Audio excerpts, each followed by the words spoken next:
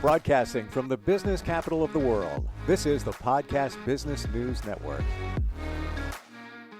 And welcome back, everyone. If you're looking to improve your life, move it forward, whether it's personally or professionally, you have to work on many different things. Part of that is your mindset. Part of that is the physical aspect, and they all go together. We're going to talk with two people today that can share a lot of insight on that. One of them is a professional certified coach who works with lawyers and executives to help really move their life forward. And she joins us today with somebody that is moving her life forward in a physical way, I guess we could say. Margaret Enloe joins us here today. Hey, Margaret, how you doing? I'm good, Steve. Yeah, very nice to see you again on the almost eve of Thanksgiving. So nice to be here. Yeah, the food train is about to begin, so we'll get with that. When we talk introduce who you have with us today. Yeah, my guest is Jason Rodriguez, and Jason is my personal trainer. And I've worked with you, Jason, since I think 2018, before the pandemic. Correct. So yeah. Glad you could join me here today, since we know each other. Yeah, good. Welcome. Yeah, lots to learn here, and I'm impressed that you've been on that journey for that long, Margaret. Yeah. It's quite a while. Fortunately, Steve, I like exercise probably more than a lot of people. So yeah, I've been on that journey quite a while, and it's been going well. And it probably goes back many years before 2018, but I wasn't working with Jason before 2018. Gotcha. Yeah. And I can completely relate to this because I felt I was in some of the best shape in decades 2 years ago or so, a little bit more. I was working with a trainer. Then, life kind of changed, derailed a little bit, gained some weight, and re-engaged somebody. And she's also a friend. So back with her again. But you really need to be intentional about it. If you're going to do it, you have to, in my mind, it's like Steve, beast mode. You really got to push it. Jason, why do people derail sometimes when they try to meet their fitness goals? I think it's because we're all creatures of emotion, right? We think we're creatures of intellect, but we're not, right? So if we will tell ourselves, often it's Sunday night, right? We'll tell ourselves, hey, tomorrow morning I'm going to work out. Monday's a big popular day to start, right? But Monday morning, the alarm goes off and we say, I'm not getting out of bed, right? Because we're beings of emotion, pain and pleasure. We're driven by pain and pleasure. So if we affiliate something with pain, we're not going to do it. If we affiliate it with pleasure, we'll do it. It's pleasurable to stay in bed, right? And stay warm, sure. But it's painful to get up and do the work, right? So we have to create affiliations with exercise where we say, hey, after we're done, we affiliate it with pleasure and we say, well, we're going to look better, we're going to feel better, we're going to have more energy, and we start to exercise. And that's like someone like Margaret, who's like a lifelong athlete. She has the right mentality where it's a little bit easier for her.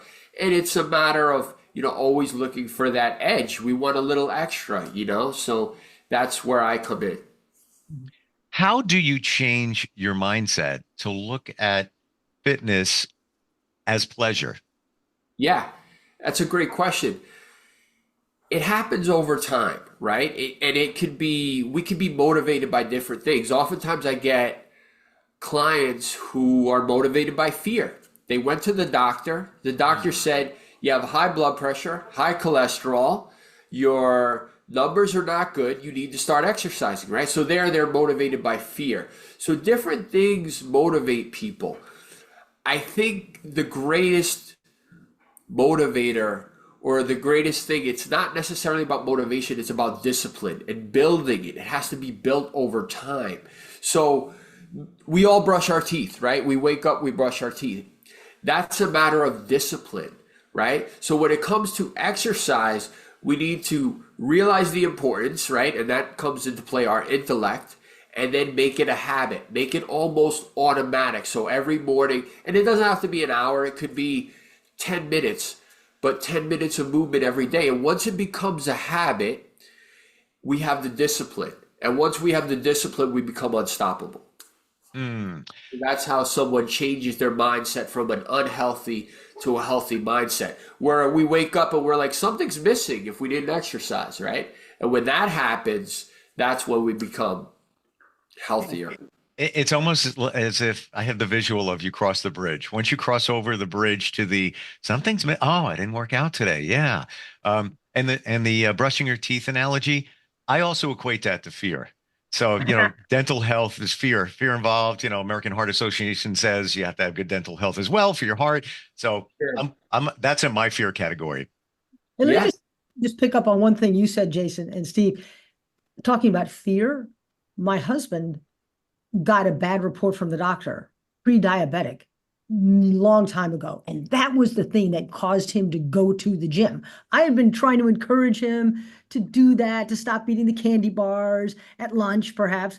And finally, this one doctor report really put the fear in him. So, fear can be a pretty big motivator. It's nice I when it almost doesn't. want doctors to lie sometimes. When someone's overweight, or whatever the situation, it's okay to stretch the truth a little bit. Hey, you need to do something because that's what motivates somebody sometimes. I'm right there with you. My numbers, recently were a little flaky, but that wasn't the main reason. It was more of the memory of the way I was, and Mhm. also the way I know I want to be. And when you said overweight, Jason, it's amazing when you look at those tables, and I don't know how much validity we put in them, but I'm obese right now. Oh, Like, yeah, that's the thing. Doctors' tables, yeah, if it's referring to BMI, right, body mass index, that's ridiculous. Basically, everyone in the NFL is overweight, right? yeah, yeah, Or yeah. every single player, anyone with any kind of muscle is overweight. There are certain BMI scales that say I'm overweight too, so don't feel bad. And I'm 6 feet, 185 pounds, and supposedly, a couple pounds overweight. So don't pay any attention to BMI because that Good. is the worst scale there could be. Well, after hearing your height and weight, I'm definitely overweight. Yeah. Because I'm like I'm probably like 179 and I'm 5'7". So and I know I got to drop like 15 easy. And that's, that it's all relative. You look like you're in good shape. So if we're feeling good and our pants are fitting okay and we're exercising, we're doing the right things. But and if I were to stand up, you would say, "You look fine." It's more of this. And Yeah. truth be told, when I was a child, I was overweight. So, that's still stuck in my head. So when I look in the mirror, I'm like, I'm okay. But it was like, you definitely have to drop. And we all have that sweet spot, right? Where you feel better at a certain number. I don't know why that is, but it is, right? Yeah, that's true. And I think we all have to find that balance, right? Because we want to always be seeking excellence and improvement, right? We want constant and never-ending improvement. We want to be striving for something better, right? Margaret was already in pretty good shape. She's striving for something better. She gets a trainer.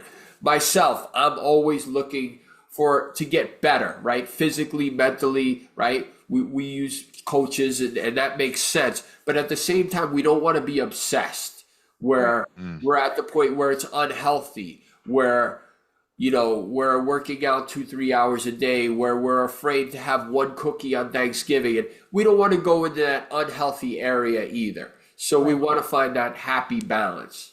Gotcha. Margaret, how does it feel when you exercise? When you're, working with Jason and I don't want to get into maybe, a little bit of the workout in a moment, but what's the overall feeling you get? I would say satisfaction and to some degree a little fun because I like kibitzing a little with Jason. We're on Zoom and I'm relaxed.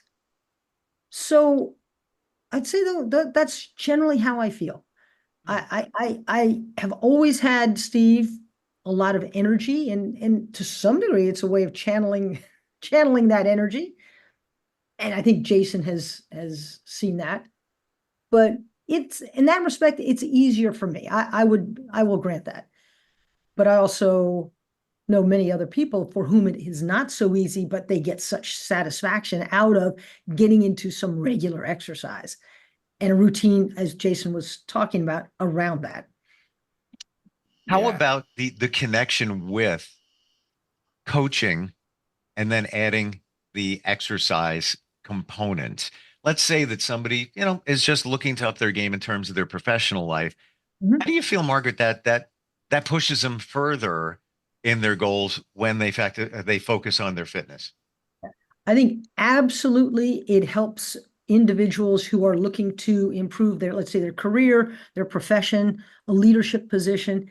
If part of what they're doing is focusing or feeling better about their bodies and their energy, their exercise. So in this connection, I always ask my clients when I first start out coaching them to fill out something called the Wheel of Life. And the Wheel of Life breaks a life down into maybe 12 components. One of those is health. And I ask Mm, people to rate themselves on their overall health. And that's a big category. But when I see them put that dot on the wheel in a low position, that opens up a discussion almost always about just tell me more about your health. Why do you put mm, your dot there on the circle? And people will have different responses to that. But invariably, well, I shouldn't say invariably, many times it's, I know I need to get more exercise. I know I'd like to do something regularly. I used to, but I'm not doing it now. And so we'll talk about that and how that fits into their life. How much more do they want to do? What do they used to do? What do they think would make them feel good? And so I delve into that a little bit. I don't press it too much, but I just know that for them to feel healthy and exercising will help them so much in their professional lives. So I mm. do get into it a bit. Yeah. You don't know until you know. So many of us, well, I don't want to go to the gym. But Mm. once you get going, you start feeling the things that we're talking about here. Jason, what inspired you to get into training and PT work? Yeah. So really, it was a mixture of things. I was, white collar America. I graduated with an economics degree from Stony Brook. And Oh, wow. yeah, I'm right around the corner from Stony Brook. and my goal was to, make money. That was it. And I figured if I make money and, I get out of my mom's house and everything's good, I'm successful. So that's exactly what I did. I got out of my mom's house, worked in banking, and I was very, very unhappy. And I saw myself progressively getting bigger and bigger, meaning fatter and fatter.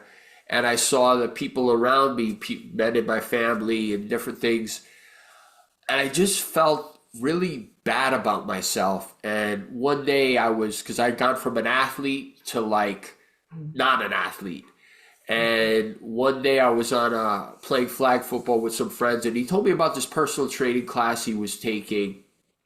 And I was like, yeah, maybe I'll take it. And a few weeks later, my dad actually had a heart attack. And that for me was like an awakening. And I was like, wow, like, knock on wood, he made a recovery, but I was like studying the heart, studying the body. And I was like, I'm going to go to personal training school now. Went to personal training school, graduated, but I was like, I'm a banker. It's what I do, right? I can't just become a trainer. But I was like, well, what if I could do that, right? How would I feel about my life if I could do that?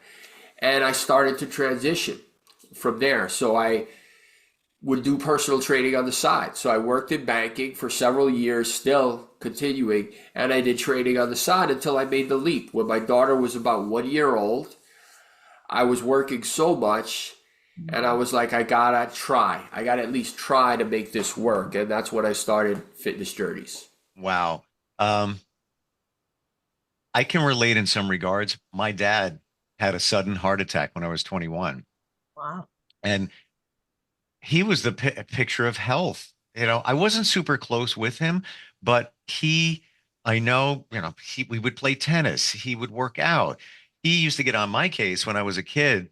Why are you putting salt on that? There's salt on everything. You don't need to do that. I haven't touched a salt shaker since I was 8 years old. I just haven't. I don't Yeah. need it. Same thing with sugar. I have never put sugar in anything. I don't need it. Even sweets. I'm kind of bored. Like every once in a while, I'm like, let me have a piece of cake. Oh, that wasn't worth it. Yeah. But to your point, in the back of my mind, I guess I'm thinking about my dad. And I passed the age recently when he passed away. Um, Mm. but yeah, I mean, it's, a lot of it plays in genetics. And do you do anything other than one-on-one coaching, Jason? Yeah, I do group classes, I teach boxing, I do some nutrition. So I do all of the above. I think, when I graduated personal training school, that was like the foundation. And then you figure out different ways of how you can help people, right? So, Mm, in summertime, I might do classes in the park or I do the Zoom. The pandemic was eye-opening because it was like I didn't even know what Zoom was, right? Until I started being able to do Zoom training as well. So yeah, it's nutrition, boxing, personal training, and whatever the client needs, right, to get healthier. That's really what I want to help people with. we I, didn't even, I I'm sorry, go ahead. was just going to say that I have had a client who had been quite successful, and yet I realized and felt that he could be better off if he lost some weight, got into better shape, and recommended Jason to him. And he signed up with Jason, and what started very, very slowly. And now I think it's on a regular basis with Jason. You know better than I. Yeah, he's doing great. Yeah, so Mm, it's worked out well for my client, who has now become Jason's client. And but I think there are people, you talk, Steve, about going to the gym. Some people hate going to the gym. And that's one of the beauties of having Zoom, that mm. people can easily do one-to-ones or even a group lesson with Jason by Zoom. So whereas I used to go to Jason in person, I'd scooter down to 57th Street, go up the steps, get into his gym. And now it's all by Zoom. And that works out well. My husband and I do it together, and yeah, we love it. Yeah. Yeah. It's interesting. Going to the gym can be intimidating, just what you're wearing, what are people are looking at me, all of that. Jason, tell me about Margaret's journey. You've worked with her for it's 5 or 6 years at least. Can you give us the Margaret? Don't listen up. Go off to the side here. Tell us about her journey. I think Margaret is a remarkable person, period. Like, if anybody knows her, they know she's incredible and she's disciplined, right? And she was disciplined before.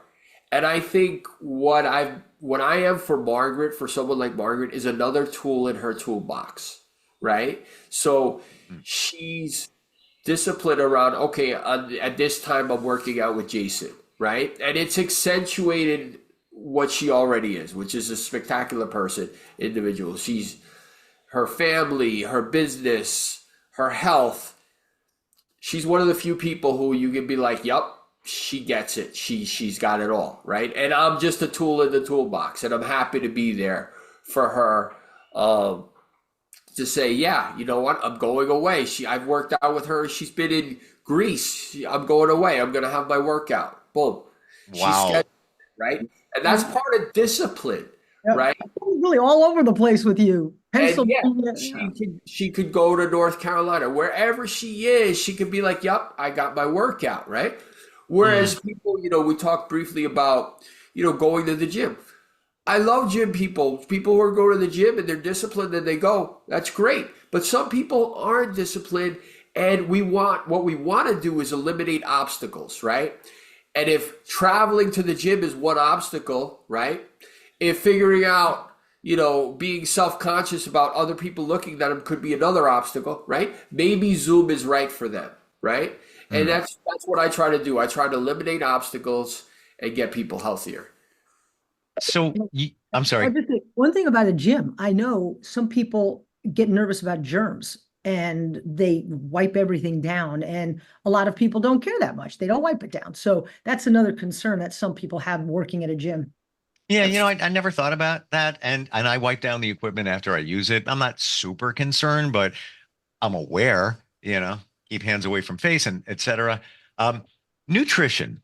you mentioned that before, Jason. We haven't even touched upon that. The initial thoughts that people should know when it comes to, designing a program and keeping nutrition part of that healthy regimen.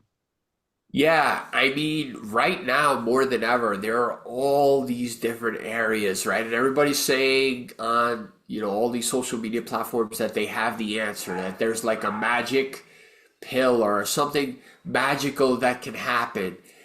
And nutrition is incredibly complex and incredibly simple at the same time. People will say keto, paleo, this way, this bunch of different diets. I don't like the word diet because diet from a mental standpoint says it's a temporary way of doing things to get the desired result, right? You don't want temporary way of doing things. You want a permanent way of doing things that work consistently, right? That's what you want. So you don't want a diet. You want a manner of eating and nutrition. That's what you want. And the reason why I say it's incredibly simple is because it equates to the laws of thermodynamics, equate to calories in, calories out, right? If you have a certain number of calories and you expend a certain number of calories, right? And you spend more than you put in, you will lose weight. If you take in more than you spend, you will add weight. And if you about equal, then you'll maintain your weight, right? So that's all things being, considered. Calories in, calories out is the biggest aspect of weight loss or weight gain. That being said, we want to have our nutrients, right? So we want to have a certain amount of vegetables or nutrition involved, right? Fruits and vegetables, and we want to have our protein, right? So for me, and a lot of fitness people say this, but I do agree in this aspect. Protein is the most important macronutrient we're going to have. So if we have our protein number and we're below in calories, we're going to consistently lose weight and hopefully maintain our muscle. What's a good number in terms of protein daily that we should be intaking? So I like, if you're exercising pretty regularly, I like 1 gram of protein per pound of lean body weight. So that's a lot. A lot of people would say that's a lot, but protein is also satiating, which is why I like people to have a lot of protein. So for example, Steve, you said you're about 179 pounds. And let's say for argument's sake, in your opinion, your ideal body weight was 165 pounds, right?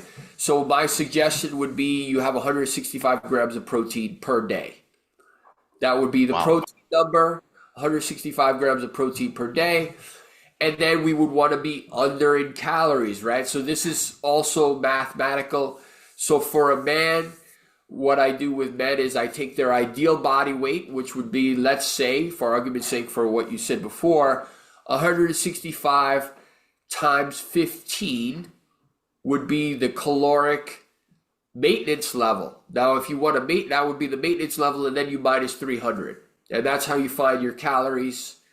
And then the rest can be filled out with carbohydrates and fats. So it can be very mathematical. I know people don't think in terms of that, but when they find the number, and then whether or not you get a tracker, a food, whether you're using MyFitnessPal or there's, a few other ones where you're like monitoring your calories or whatever. I want it to be almost mindless, where you kind of know what you're doing. But I've said this before, but we're all like science experiments, right? When the experiment is working, we kind of keep going with that. When the experiment is not working, we make little changes until we can work. It's clear your previous career in finance helped you in terms of the numbers here. Because I'm what like, I was saying. like 300, what? Refreshing, wonderful talking with you both today. Really, really has been. Learned a lot. Margaret, tell everybody if somebody wants to start working with you on a coaching level, moving life forward, how do they find you? They can find me, Steve, by going to my website, which is my name, margaretenloe.com, or they can easily find me on LinkedIn. Gotcha. And Jason, you want to share some contact info? Yeah, I can be reached at fitnessjourneys with an S, NYC @gmail.com, or I could be found on Instagram or LinkedIn as well. Awesome. Thank you both for today. Learned a lot, and especially even right down to the protein intake. Whoa. Maybe Jason could send you that calculation he did for I you. can. Yeah, I can. If you reach out to me, I'll send it to you. I am gratified to hear that. I'm also, when it comes to numbers, I'm the worst. So you're gonna have to hold my hand. What's your Gmail again, Jason? It was Fitness Journeys with an S, NYC@gmail.com. Gotcha. Awesome. Thank you both for today. Really appreciate it. And happy Thanksgiving. Happy Thanksgiving, guys. Thank Great. you. Bye-bye. We'll be right back. Are you looking for even more of the podcasts and hosts that you love? The Podcast Business News Network is proud to announce that you now have even more ways to listen live. Check out the MyTuner Radio, online radio box, and Simple Radio apps on iOS and Android, or find us online. Search for Business News Network on mytuner-radio.com, or search Podcast Business News Network on streama.com and onlineradiobox.com/US. Take your podcast on the go and don't miss a minute of the action.